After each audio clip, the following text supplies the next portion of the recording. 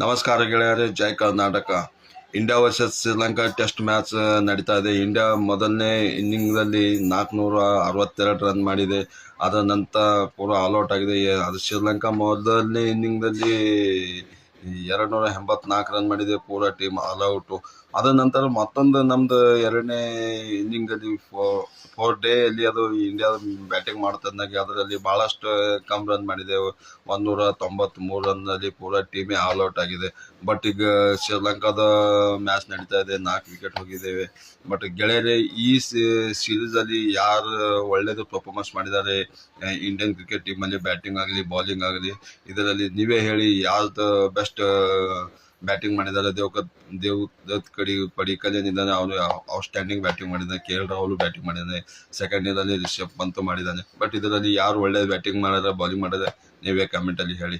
Jai Hind.